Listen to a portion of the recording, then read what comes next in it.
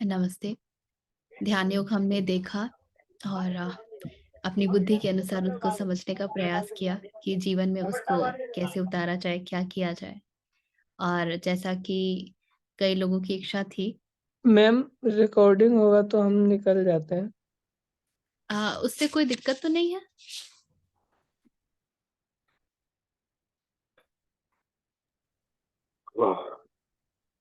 हुँ, ma'am, एक छोटा सा सवाल ma'am, before you begin, hmm. do we really wanted to start 6-1 because other people are not there, so should we wait? It's already 8:40 people would No, join आज। maybe in the हाँ, next section we can do 6-1. the Start the 6-1. summary नहीं, we are not starting the new chapter. We are Okay. only doing summary of the 6th chapter today. अ, कुछ लोगों का request था कि क्या एक हम लोग समरी कर सकते हैं प्लस नेक्स्ट फ्राइडे एंड उसके next Friday we do not have the session. I am travelling, सो फिर वो अभी शुरू कुछ करेंगे तो फिर वो टूट जाएगा, उसका श्रृंखला ही टूट जाएगी बीच में। तो ये सोचते हुए मुझे भी लगा कि उचित है एक बार पूरा देखते हैं तो एक संदर्भ में आ जाता है ना, एक श्रृंखला। ऐसे तो हम लोगों ने काफी समय बिताया समझने में। ठीक है, तो विद दैट आइडिया आज हम लोग 47 वर्सेस हैं और वो सबको देखेंगे सीक्वेंसली कि ध्यान योग में कृष्ण क्या कह रहे हैं। कुछ याद है ध्यान योग का कि सब? मेरा तो मिट जाता है। आप लोगों को कुछ याद है?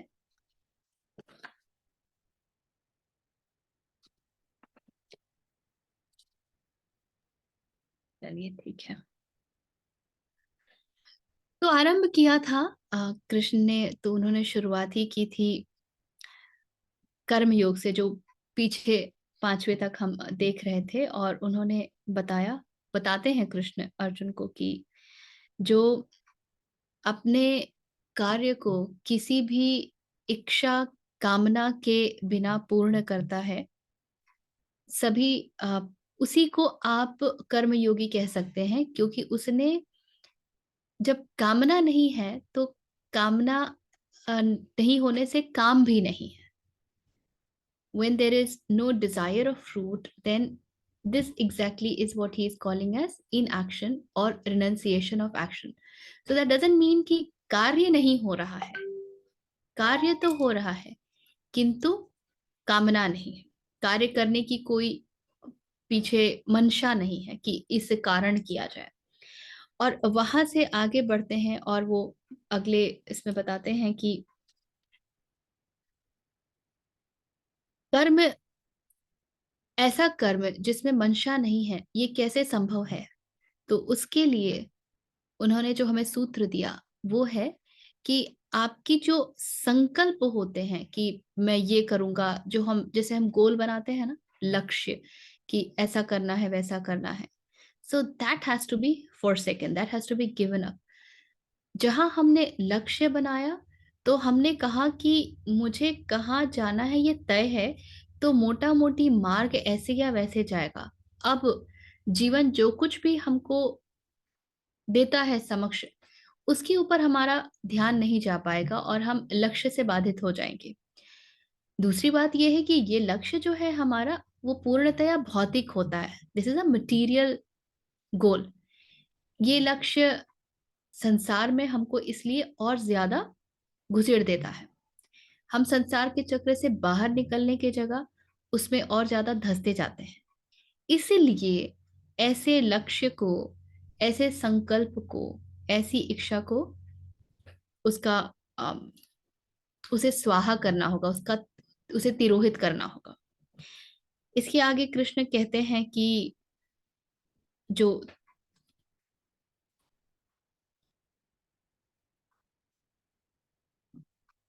हम्म यदि आप चाहते हैं कि हृदय की जो प्योरिटी है, अ, वो पवित्रता तक आप पहुंच सके, तो the way is, he tells what is the way, and the way is through the karma yoga. And then he says that जिसने ये अटेन कर लिया है, So this is where he introduces ध्यान योग. जिसने ये अटेन कर लिया, क्या अटेन कर लिया है? जिसने अपने कार्य में ये फोकस, ये कंसंट्रेशन अटेन कर लिया है, उसके लिए in action is set to be the way. सो जब आपका हृदय पवित्र होता है तो ऑटोमेटिक आपके भीतर फोकस आ जाता है. And this is so interesting. Focus जो है वो तब तक नहीं आएगा till the time we have lot of desires, which means our heart is tainted. अभी हम वहां तक नहीं पहुंचे हैं जहां हम कह रहे हैं कि प्रभु ही हैं, जहां हम कह रहे हैं कि ध्यान ही सर्वोच्च है. अभी तो जीवन में बहुत कुछ है जिसके ऊपर हमारा ध्यान है.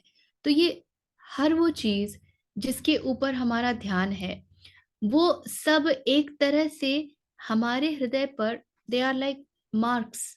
उसी को हम संस्कार कहते हैं. तो जब तक संस्कार रहेंगे तब तक कंसंट्रेशन, धारणा संभव नहीं है.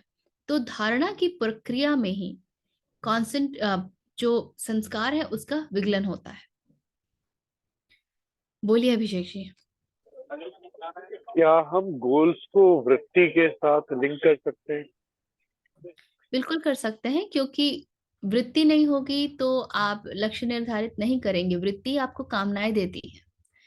यदि मेरी वृत्ति ही नहीं है, और वृत्ति जब नहीं होगी तो आप जो भी सुपरफिशियल वृत्तियां हैं उनको हटाने के बाद जब आप डीपर वृत्तियों तक जाते हैं, टेंडेंसीज तक जाते हैं, तो finally you reach to the aham vritti. Aham vritti is the one that wants I to get established, that wants to protect I, that wants to know who am I. So जब अहम वृत्ति का भी नाश हो जाता है, then the purification of heart is attained. So you are very right. अगर अहम वृत्ति ही नहीं है तो गोल कौन बनाएगा, लक्ष्य कौन निर्धारित करेगा? किसको जानना होगा कि मैं कौन हूं और मैं कौन नहीं हूं? तो फिर वो अपने आप ही चला जाएगा. तो दैट इज एब्सोल्युटली राइट. इसके आगे कृष्ण बताते हैं कि धारणा कैसे हुई है, ये हम कैसे जानेंगे. और वो हमें 2 सूत्र देते हैं. वो हमें कहते हैं, जब किसी प्रकार का अटैचमेंट नहीं है, किसी प्रकार से हम चिपके हुए नहीं हैं. किससे नहीं चिपके हुए हैं? 2 चीजों से. पहला, सेंस ऑब्जेक्ट्स के साथ. तो जो कुछ भी हमको संसार दिखाता है, जो कुछ भी हमारी इंद्रियां हमें दिखाती हैं, उनके साथ जब हम चिपके हुए नहीं हैं. और इसके पश्चात हम नहीं चिपके हुए हैं हमारे कर्मों के साथ. जब ये होता है तो आप जानिए कि धारणा लगी हुई है. तो धारणा भी अगर किसी लक्ष्य के लिए किया जा रहा है तो शायद वो भी एक बात है जिसके ऊपर ध्यान देना चाहिए. आगे कृष्ण कहते हैं कि हमारे पास जो, अब ये धारणा कैसे लगेगी, धारणा कौन लगाएगा? तो उसके लिए instrument is the mind. And then he says this mind is very powerful. जो 5वां वर्ष है ना, ये बहुत पावरफुल है. That's where he is saying कि इस मन को कभी भी कमजोर मत होने दीजिए. कमजोर होने से क्या अर्थ है? कमजोर होने से अर्थ है कि आप वृत्तियों के साथ मत हो जाइए, आप अटैचमेंट्स के साथ मत हो जाइए, क्योंकि ये मन ही है जो कि आपका सर्वश्रेष्ठ मित्र हो सकता है या फिर शत्रु हो सकता है. ये मन ही जो है वो आपको ऊपर भी उठा सकता है और नीचे भी गिरा सकता है. और जैसे कि हमने कई बार इस बात को समझा है और हमने कहा है हम लोगों ने कि मन जो है वो सेतु रूप है ब्रह्म और संसार के बीच में. तो मन जब नीचे की ओर जाता है, जब ऊर्ध्वगामी नहीं है, जब नीचे जा रहा है, तो वो संसार की तरफ जा रहा है और वहीं पर वो शत्रु हो जाता है. और जैसे वो ऊपर की ओर जाने लगता है वैसे ही वो मित्रवत होने लगता है. आप ऊपर जब जाएंगे तो आपके पास जो कुछ भी है संसार रूप में वो छूटने लगेगा, क्योंकि आप संसार से थोड़ा पृथक हो रहे हैं, संसार से दूरी बढ़ रही है. ऐसे में हमारे भीतर डर लगना बहुत संभावित है. और इस स्थिति में मन जो है वो कमजोर पड़ेगा। और कृष्ण कह रहे हैं मन को कमजोर मत पड़ने देना, क्योंकि यदि मन कमजोर पड़ेगा तो आप नीचे की ओर जाने लगेंगे। अब इसके बाद कृष्ण बताते हैं कि ठीक है, जब धारणा लगती है, जब मन के ऊपर आपने विजय प्राप्त की तो क्या होता है। वो कहते हैं कि जब ऐसा होता है तो आप प्रति क्षण सीरीन होते हैं, you are at peace, and supreme self is the constant realization for you then amidst all dualities। तो प्लेजर पेन जो कुछ भी है, द्वैत, वो सब अपना अपना कार्य कर रहा है, किंतु उसके भी बीच आप सत्य के साथ, ब्रह्म के साथ हर क्षण रह पाएंगे जब आपने अपने मन के ऊपर विजय प्राप्त कर ली है। तो आगे बढ़ते हैं कृष्ण और बताते हैं कि कैसे पता चलेगा कि आपने मन के ऊपर विजय प्राप्त की है। तो इसके लिए भी वो हमें मापदंड देते हैं। वो कहते हैं जब आपके भीतर एक संतुष्टि का भाव सदा बना रहे। संतुष्टि का भाव से क्या अर्थ है? संतुष्टि का भाव से अर्थ है कि कामनाएं नहीं बची। जब तक संतुष्ट है व्यक्ति तो वो कामना नहीं करता है। जो असंतुष्ट व्यक्ति है, जिसे लगता है भी कुछ कमी है, उसे ही कुछ और चाहने की इच्छा उठती है। तो जब आप संतुष्ट बैठे हैं तो आप किसी भी प्रकार से कामना नहीं करते हैं, और वो ही वो क्षण होता है जब आप जानिए कि आपने मन के ऊपर और इंद्रियों के ऊपर विजय प्राप्त की है। इसके अतिरिक्त कहते हैं कृष्ण कि वो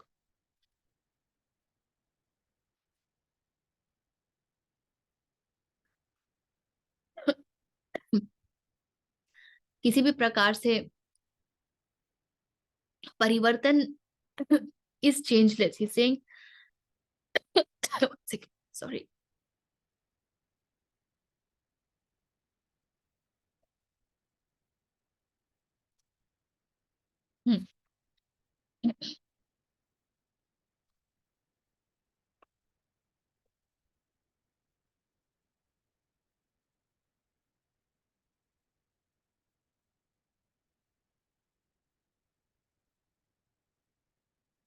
ओके, जिसका मन स्थिर है, किसी प्रकार की कामना में नहीं रत है, संतुष्ट है, और उसकी ये स्थिति अपरिवर्तनीय है। तो ऐसा नहीं है कि इस क्षण संतुष्ट है और फिर वापस असंतुष्टि की ओर चले गए। तो ये जो स्थिति है ये अपरिवर्तनीय है, तो आप वहां पर स्थित हैं। और ऐसे व्यक्ति के लिए क्योंकि संतुष्टि है, तो चाहे वो मिट्टी हो, कंकड़ हो, पत्थर हो, या फिर स्वर्ण हो, वो सब एक समान होते हैं, क्योंकि ये व्यक्ति जानता है कि ये सब इस पृथ्वी के हैं, भौतिक हैं, और ये पृथ्वी मृत्यु लोक ही है। तो यहाँ जो कुछ भी है वो कभी भी परमानेंट नहीं हो सकती है, ना ही आपको किसी भी रूप से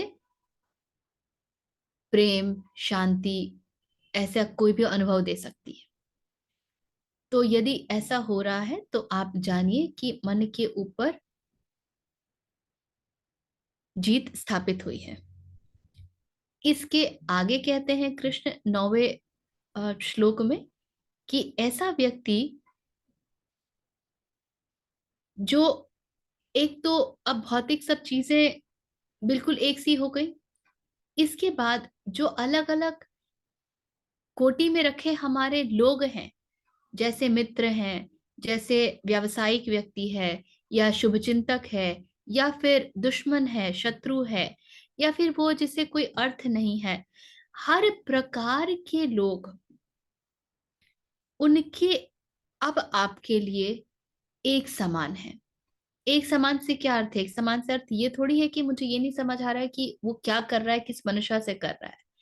एक समान से अर्थ है मेरे मन में उसके लिए ना तो कोई राग है ना कोई द्वेष है, ना तो मैं उसे किसी प्रकार से जज कर रही हूँ, उसके उसके बारे में छवियां बना रही हूँ, इमेजेस क्रिएट कर रही हूँ, ओपिनियंस बना रही हूँ, ना ही उसका मेरे ऊपर किसी प्रकार का प्रभाव है। तो कृष्ण कहते हैं कि ऐसा व्यक्ति ही एक्सीलेंस को पाता है। Then he is telling and remember this, excellence is the way to be in this world. There is no other way to be in this world, and you know that when excellence happens these things happen. So one will automatically be at peace all the time.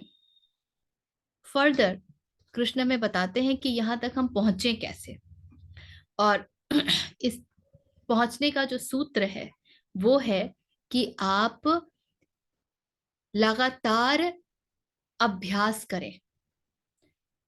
पर अभ्यास किस चीज का करना है? तो अभ्यास करना है धारणा का।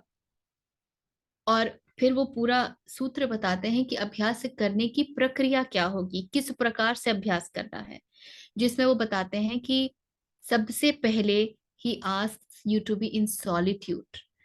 अभ्यास ग्रुप का कार्य नहीं है कि समूह में चलो हम सब अभ्यास करते हैं।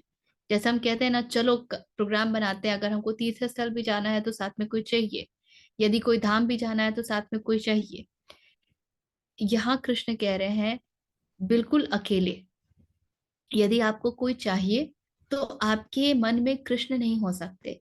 फिर वो व्यक्ति, उसके साथ जो आप समय बिताते हैं, या उस व्यक्ति के होने का कारण जो शायद आपके भीतर एक असुरक्षा का भाव है कि पता नहीं दो होंगे तो अच्छा रहेगा, चीजें मैनेज करनी आसान होगी, ये सब हम तब सोचते हैं जब हम अपने आप को पूर्ण रूप से समर्पित नहीं कर पाते हैं, और हम ये नहीं कह पाते हैं कि शायद कठिनाई आएगी किंतु जो होगा वो उचित ही होगा, और जो होगा वो कृष्ण ही देख लेंगे।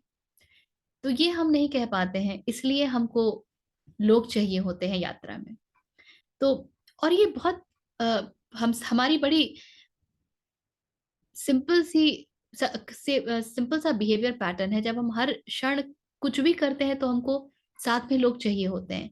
कहीं जाना है कोई साथ में चले, कुछ करना है साथ में मिलते हैं, साथ में बैठते हैं, साथ में खाते हैं।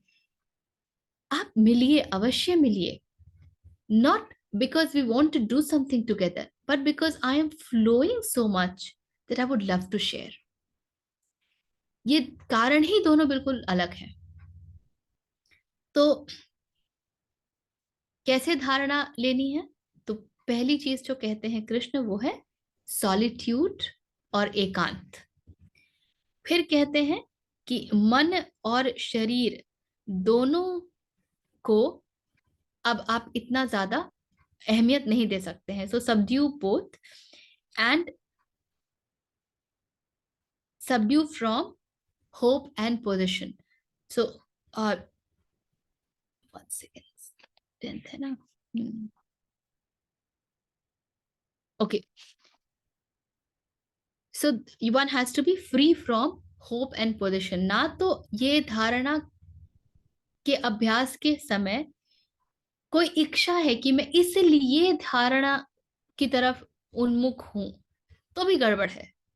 और यदि किसी प्रकार का कि कोई इच्छा है कि ये पकड़ लूं, ये मेरा है, कहीं ये छूट ना जाए, तो भी गड़बड़ है, यदि उस तरफ मन जा रहा है तो।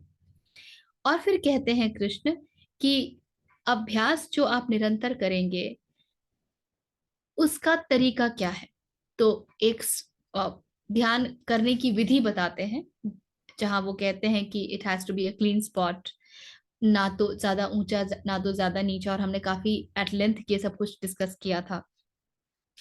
And then he says it has to be made up of cloth, skin and कुशाग्रास। तो सबसे ऊपर क्लॉथ कपड़ा होना चाहिए, उसके नीचे स्किन होनी चाहिए, उसके नीचे कुशाग्रास होनी चाहिए। अब ये सब ऐसा क्यों होना चाहिए था, ये हमने सब काफी लंबे प्रक्रिया में इसको सत्र में डिस्कस किया था. So this is actually a very scientific thing, and this enables the electricity when you sit for dharana to work for you instead of against you. And then he says that with all this, make your mind one pointed. So मन में अब ripples ना उठे, मन इधर उधर ना भागे. आप जब धारणा के लिए बैठते हैं तो मन बस उसी चीज के साथ रहे, चाहे आप जिस चीज का भी को भी धारण करें. मैं बहुत सोच रही थी कि धारणा के लिए एक विषय तो चाहिए, किंतु विषय के बारे में कृष्ण कुछ नहीं कहते हैं कि क्या विषय होना चाहिए. ये हमारे अपने कलुषित मन से आता है कि विषय कोई ईश्वर हो, या जैसे कोई ज्योति हो या ओमकार हो, इस तरह की बातें हम करते हैं. किंतु यहाँ पर कृष्ण ने इसके विषय में कुछ भी नहीं कहा है, तो ऐसा क्यों है? And then I realise that he is not saying so because आप एक कण को भी यदि पूर्णतया जान गए तो आप पूरी सृष्टि को जान जाएंगे. यथा पिंडे तथा ब्रह्मांडे कहते हैं ना. तो anything that you pick, when you know that in its totality, you would know the entire cosmos, universe, everything. So the object is really not of that importance. हम खुद इतने भीतर से हिले होते हैं कि फिर हमको ऐसा कुछ विषय चाहिए होता है जिसके समक्ष हमारी धारणा हिले नहीं तो हमारा जो रैंडम थॉट्स का आदत है, किस प्रकार से हम इस फ्लो से उस फ्लो कहाँ से कहाँ चले जाते हैं, तो हम बड़े आराम से अन्यथा फिसल जाएंगे. इसके पश्चात 13वें श्लोक में कृष्ण कहते हैं कि आपका पोस्चर कैसा होना चाहिए, इरेक्ट होना चाहिए. और यहाँ भी हम लोग काफी कुछ डिस्कस कर रहे थे when he said gazing at the tip of the nose, and what he would have meant by tip of the nose के ऊपर भी हमने काफी contemplation किया था. लेकिन बाद में ये बात मुझे समझ में आई when I was actually trying to see कि अच्छा करके देखती हूँ होता क्या है. What really happens is when you try and look at the tip of the nose disappears. You will not be able to see anything here. So what I understood was that he perhaps is saying gazing tip of the nose अर्थात विषय समाप्त हो जाने चाहिए. That is the real sadhana, when you are no more with any objective reality. So that could be one interpretation. 14th में आगे कहते हैं कि हृदय शांत हो, भयमुक्त हो और ब्रह्मचर्य में स्थापित हो, और मन जो है वो उसके ऊपर आपका पूरा कंट्रोल हो. And than thinking of me as the supreme गोल. तो जो धारणा का लक्ष्य होना चाहिए वो कृष्ण या ब्रह्म यही होना चाहिए. And when all of this is done as per the process laid by Krishna, and that kind of concentration or dharana is achieved, then he says that nirvana is attained. Because when that happens, then you automatically move towards dhyana and samadhi. धारणा का जो पतंजलि योग सूत्र में जब हम धारणा ध्यान समाधि की बात करते हैं, तो धारणा का जो ऑटोमेटिक रिजल्टेंट है वो है ध्यान और उसके पश्चात समाधि. तो कृष्ण कहते हैं कि that is attained. Then he is talking about what yoga means, and he says that yoga is not for those who are living at any of the polar, कि या तो मैं बिल्कुल भोजन नहीं करूं, मैं बिल्कुल नहीं सोऊं, या तो मैं बहुत इंडल्ज्ड हूं, निद्रा मग्न हूं. He says yoga is for those who lives in balance. तो जिसके पास ये एक संयम है उसके लिए ही योग है. और balance in everything, And when that happens, then he says that yoga becomes destroyer of misery. क्योंकि बैलेंस का अर्थ ही है कि अब मैं किसी भी चीज से प्रभावित नहीं हूं। ना तो मुझे कुछ बहुत स्वादिष्ट खाने की इच्छा है, ना तो मुझे अपने शरीर को गलाने की इच्छा है। हर चीज का जो उचित स्थान है, मुझे उसका ज्ञान है और मैं उसके अनुसार ही जीती हूँ। तो ऐसी स्थिति में कृष्ण कहते हैं कि योग जो है आपके कष्टों का निवारण करता है। It becomes destroyer of your miseries. Then he goes ahead and he has used the word yukta at a lot of places. So he gives a definition of yukta. युक्त किसे कहते हैं? युक्त के लिए उन्होंने 3 मापदंड हमें दिए हैं। पहला, जो कि जिसका मन पूर्णतया अंकुश में है, कंट्रोल में है, भाग नहीं रहा है। तो लगाम आपके हाथ में है, मन बंदर की भांति इधर उधर भाग नहीं सक रहा है। दूसरा, one is rooted in self with bigger S, which means one is rooted in Krishna. And तीसरा, there are no desires. तो ये जब 3 बातें होती हैं तो ऐसे व्यक्ति को कृष्ण युक्त कह रहे हैं। तो जब किसी प्रकार का की कोई कामना नहीं है और आत्म तत्व में व्यक्ति रूटेड है और मन बिल्कुल पूरी तरीके से कंट्रोल्ड है। ओके,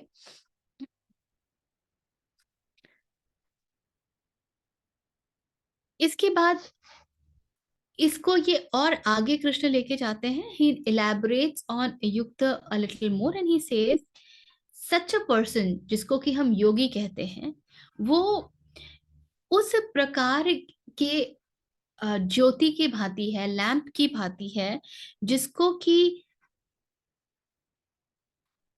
विंड से दूर रख दिया गया हो और इसलिए उसमें किसी प्रकार का कोई कंपन नहीं है। हवा से जो लॉ में कंपन होता है, ऐसा कोई कंपन नहीं है, वो इतना स्थिर है। तो ये हमें कहते हैं कृष्ण। इसके बाद जो 20वां, 21वां, 22वां और 23वां श्लोक है, उसमें कृष्ण बताते हैं कि योग की जो स्थिति है उसमें क्या होता है। तो योग की स्थिति में क्या होता है? The first thing he says is mind attains quietude, which means silence becomes very important.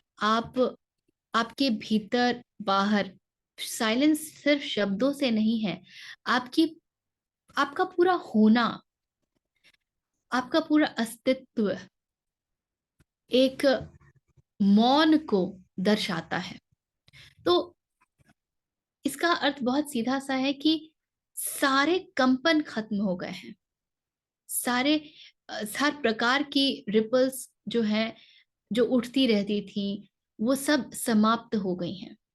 तभी मौन घटित हो सकता है, अन्यथा मौन घटित नहीं हो सकता। तो मन जो है मौन में स्थित है, आत्म में बिल्कुल संतुष्ट है और हर क्षण वो इनफाइनाइट ब्लिस एक्सपीरियंस करता है।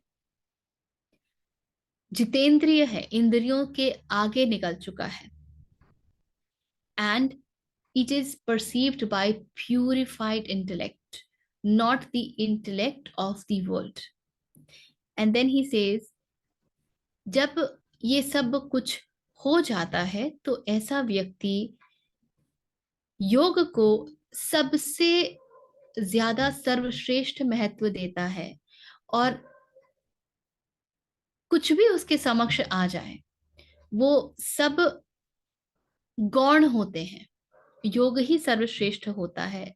और इसके साथ ही he is not moved by heavy sorrow even. तो कृष्ण ये बिल्कुल नहीं कह रहे हैं कि जब ये सब होगा कि आप मौन में स्थित होंगे और इनफाइनाइट ब्लिस भी एक्सपीरियंस कर रहे होंगे, तभी भी आपके जीवन में जो वर्ल्डली दुख हैं वो ना आए। ये बिल्कुल आवश्यक नहीं है। उसके पश्चात भी जो सांसारिक कष्ट हैं वो आएंगे, लेकिन जो व्यक्ति वहां पहुंच जाता है उसे पता है कि ये दुख भी क्षणभंगुर ही है, दिस टू शैल पास। और इसलिए वो उसके मरण धर्मा होने को भी जानता है, और इसलिए इस दुख से भी वो हिलता नहीं है, कंपित नहीं होता है। 24वें और 25वें में he reinforces the entire idea of yoga, wherein he talks of abandoning sankalpa, completely restraining. Mind is the only way to do it. Mind is the only friend. And then intellect has to be set in patience, and mind has to be fixed on Atman. And then attaining of quietude and not thinking of anything else. This entire reinforcement happens in 24th and 25th, which only tells us he understands human mind so well. We need repetition. We need repetition. एक बार बोल दिया तो हमारे भेजे में घुस जाएगा, ऐसा बिल्कुल नहीं है। आगे भी उन्होंने रीइंफोर्स किया है। अपने एक ही बात को बार बार पुनः पुनः दोहरा रहे हैं, बार बार पुनरावृत्ति हो रही है। Time and again he is telling this is it. क्योंकि हमको जो बात बार बार ठोक ठोक के बताई नहीं जाती है ना, वो हम सुनते नहीं है, समझते नहीं है, उसके साथ टिकते नहीं है। Then he says that when you are in this state and your mind wants to wander, bring it back. Bring it back, whatever might be the reason for its wandering. And then he says that when you do that, then what happens is supreme bliss comes. And this is also when the desire, जिसको हम रजस कहते हैं, जो सत्व रजस और तम की तीनों गुणों के जो कार्य हैं, तमस हमें आलस्य देता है, रजस हमको कामनाएं देता है, इसीलिए वो हमको भागने दौड़ने की शक्ति देता है। तो रजस has to get quietened, and he says that so.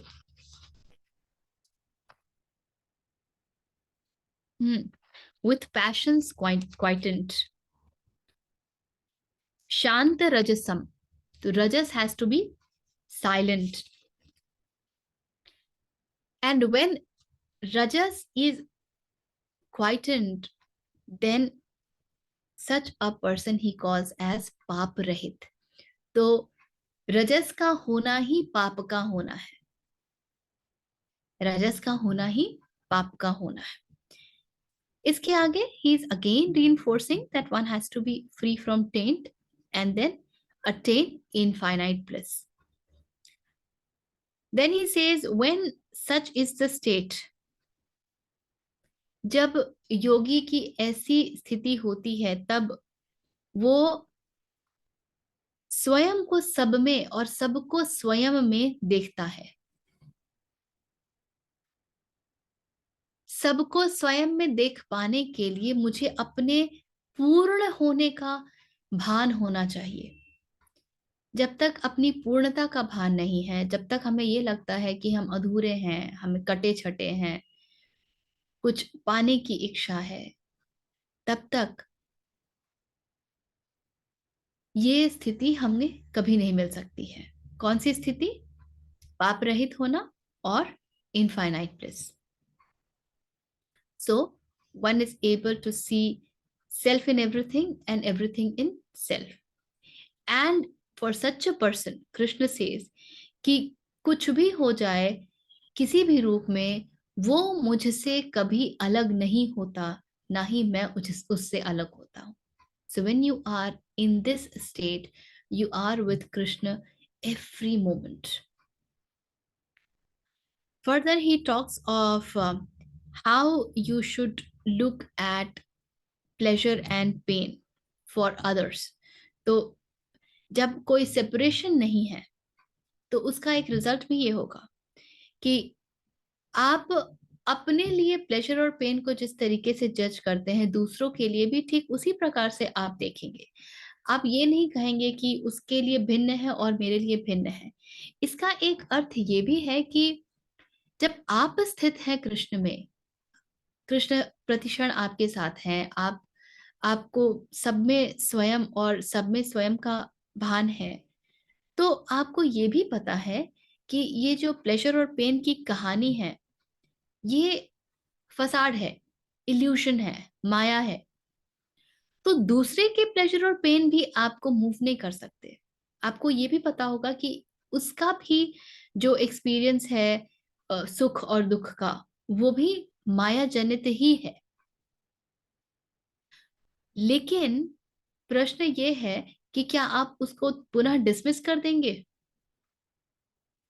Then you would also know that the way you have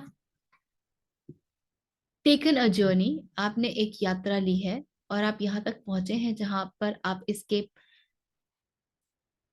माया स्वरूप होने को समझते हैं, जानते हैं, तो उस व्यक्ति के लिए भी ये एक यात्रा होगी। And then that only becomes the most important thing for one in life. यहां तक सुन करके अर्जुन की शंकाएं उठ पड़ी हैं और अर्जुन कहते हैं कि ये सब जो आपने मुझे अभी बताया है, मुझे नहीं लगता कि ये सब मैं याद रख पाऊंगा लगातार जीवन भर। क्यों नहीं याद रख पाऊंगा? क्योंकि मन जो है वो चंचल है। So all of this, I don't see a lasting endurance of all of this. मन चंचल है, टर्बुलेंट है, और मन बलशाली भी है, और मन जो है वो अनयील्डिंग है, माने वो नीचे की तरफ शत्रुवत है। तो जब मन मेरा ऐसा है कि वो शत्रुवत है, वो चंचल है, उसमें भूचाल ही आते रहते हैं, हमेशा भूकंप की स्थिति बनी रहती है, और वो बहुत बलशाली है, तो मैं तो मन के आगे धराशायी हो जाऊंगा। तो कैसे आपने जो कुछ भी बताया है वो मेरे साथ सदा रह पाएगा? और कृष्ण कहते हैं कि बिल्कुल सही, he knows the art of communication. हम कहते हैं ना कि जब आप किसी से बात कर रहे हैं तो उसकी बात को बिल्कुल डिसमिस मत कर दो, then he will not be listening. Acknowledge कि हाँ, तुम्हें जो लगता है वो चैलेंज वो सही है, तुम्हारा दिक्कत जो है ना वो ठीक है, किंतु, and then you take it ahead. And that's what he is saying. He is saying agreed, मन चंचल भी है, मन बलशाली भी है, मन शत्रुवत भी है, लेकिन इस मन को तुम टेम कर सकते हो, इस मन को तुम पालतू बना सकते हो, इस मन के ऊपर तुम विजय पा सकते हो। कैसे? दो बातों से। पहला, अभ्यास से, और दूसरा, renunciation. Renunciation of what? Renunciation of what mind brings to you. So renunciation of mind itself. जब ये दो बातें होंगी तो मन के ऊपर विजय पाना संभव है, और यदि ये नहीं है तो बिल्कुल मन के ऊपर विजय पाना संभव नहीं है। किंतु अर्जुन ठहरे अर्जुन, शंकाएं कहाँ इतनी जल्दी खत्म होगी? अब कृष्ण ने ये भी बता दिया कि देखो ये तो संभव है, तुम कर सकते हो, all that you have to do is practice. So then he is saying, और यदि करते करते मेरा जीवन निकल गया, तो मैं मृत्यु को प्राप्त हो गया, तो फिर क्या होगा? तब तो ना मुझे ये संसार ही मिलेगा, क्योंकि संसार तो मैंने छोड़ दिया, मन को रिनाउंस किया तो संसार छोड़ दिया, और आप भी नहीं मिल रहे, बीच में ही मैं तो निकल लिया। तो ऐसी स्थिति में मेरा क्या होगा? मुझे तो कुछ भी नहीं मिलेगा। लेकिन उसके बाद जो सुंदर बात है वो ये है कि अर्जुन कृष्ण को श्रद्धा से और समर्पण से कहते हैं कि मेरी इस शंका का समाधान आवश्यक है और आपके अलावा कोई नहीं कर सकता है। तो अर्जुन कुछ भी छुपा नहीं रहे हैं, अपने भीतर कुछ रख नहीं रहे हैं। अर्जुन ये नहीं कह रहे हैं सुपरफिशियली, हाँ हाँ मैं तो समझ गया, मैं तो समझ गया। A lot of us do this without really understanding it. हाँ, जैसे आप लोगों से बात करें तो कहते हैं ना, हमने तो ये पढ़ा, हमने वो पढ़ा है, हमने ये किया, हमने वो किया है, किंतु उनके पूरे अस्तित्व में, उनके पूरे होने में, उनके जीवन में आपको कुछ भी नहीं दिखता है। तो क्या चल रहा है? चोरी चल रही है, डिसऑनेस्टी चल रही है, ईमानदारी नहीं है। और यहाँ अर्जुन जैसे होने का अर्थ है पूर्ण ईमानदारी। कृष्ण खड़े हैं, सब बता रहे हैं, इतना कुछ बता दिया, इतना कुछ सुनने के बाद तो हमको पहले ही लगने लगता है यार और पूछेंगे तो ये तो हमें महामूर्ख समझेंगे। आवर जनरल कि यार इतना तो बता दिया, अभी और पूछे क्या, पता नहीं what will he think of me. But Arjun is allowing himself to get exposed totally and he is saying that ये शंकाएं हैं और इनका निदान होना आवश्यक है और आपके अलावा कोई नहीं कर सकता है, सो प्लीज हेल्प। फिर कृष्ण वहां पर जाते हैं जो हमारे लिए बड़ा सुंदर है जानना, और वो ये है कि संस्कार जब एक बार खत्म हो जाते हैं तो वो खत्म हो जाते हैं। ऐसे व्यक्ति के लिए जो इस मार्ग पर अग्रसर हो चुका है, जो आगे बढ़ चुका है, उसका कभी भी विनाश, उसकी दुर्दशा नहीं हो सकती। क्यों नहीं हो सकती? अगर उसने बीच में ही संसार से विदा ले भी लिया तो अब उसका जो अगला जन्म होगा, उस कारण शरीर का जो अगला जन्म होगा, वो किसी पवित्र और प्रॉस्पेरस ऐसे स्थान पर होगा, या फिर ऐसे परिवार में होगा जो कि बहुत ही विद्वान योगियों का, वाइज योगियों का, विवेकशील योगियों का परिवार है। और ऐसा जन्म बहुत ही रेयर होता है, so that person gets rare birth. और जब ऐसा जन्म मिलता है तो एक अवसर मिलता है वापस जहां आपने छोड़ा था उन सबको याद कर लेने का, to get reunited with all that you learned in your past lives. And when you reunite with all that, तो फिर आपके समक्ष एक और अवसर आता है, और वो ये है कि अब आप और भी ज्यादा निष्ठा से, और भी ज्यादा निष्ठा से आप कृष्ण को, कृष्ण तक पहुंचने का प्रयास, अभ्यास पुनः शुरू कर देंगे। आत्मन को जानने का अभ्यास पुनः शुरू कर देंगे।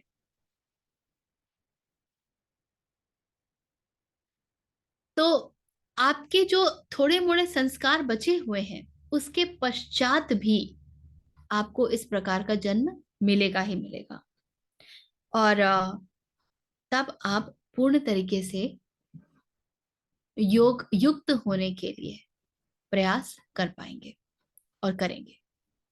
तो जो अर्जुन का, अर्जुन की शंका है उसका कृष्ण पूर्णतया निदान किए दे रहे हैं।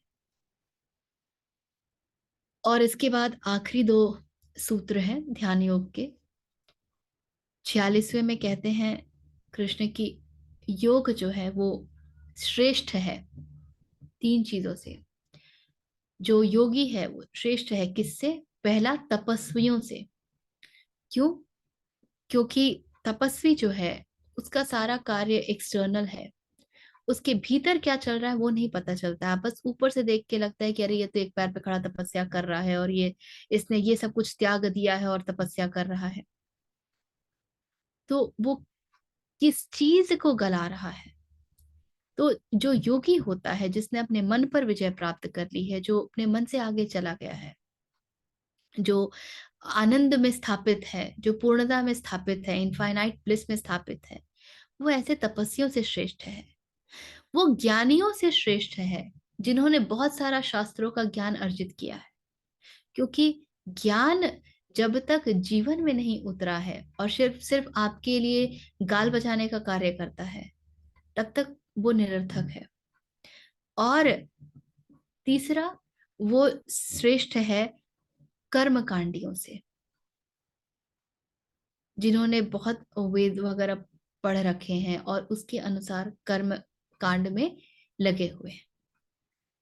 क्योंकि ये भी जो कार्य है वो पूरे तरीके से बाहरी है, अभी भीतर में संस्कार बाकी हैं, अहम वृत्ति बाकी है, तो ये सब खेल भीतर जो है वो चलेगा।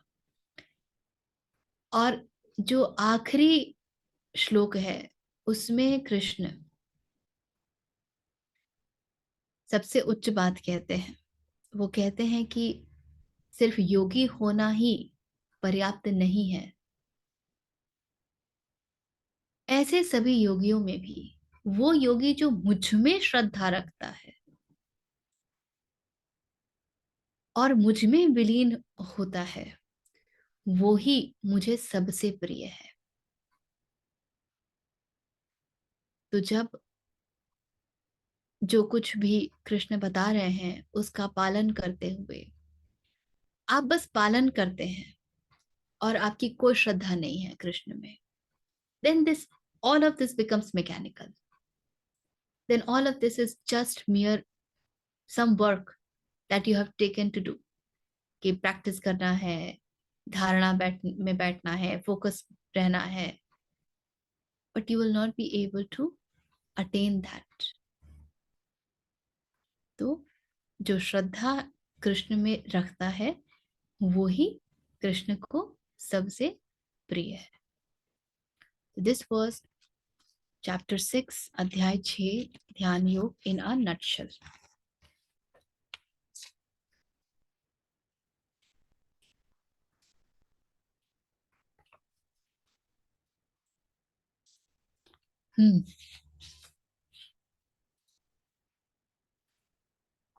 Thank you so much for asking for this. I enjoyed looking at it from beginning till end. और कोई प्रश्न या anything that you want to say? Then we'll meet after 2 weeks and we'll start the next अध्याय। So अब हम 2 फरवरी को मिलेंगे पुनः। थैंक यू, जितना भी सुन पाई। थोड़ा लेट ज्वाइन कर पाई, but I will listen to the recording. But what ever it was, जो भी नटशेल में सुना बस perfectly could relate with it, and thank you for that. Krishna कृपा। नमस्ते। So there's nothing? No questions, no sharing?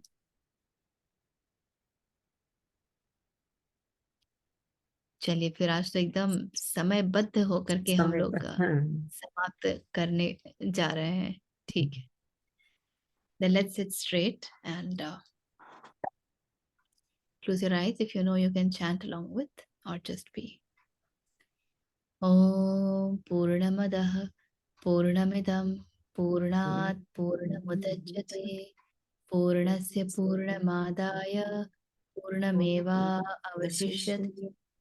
Om Shanti Shanti Shanti।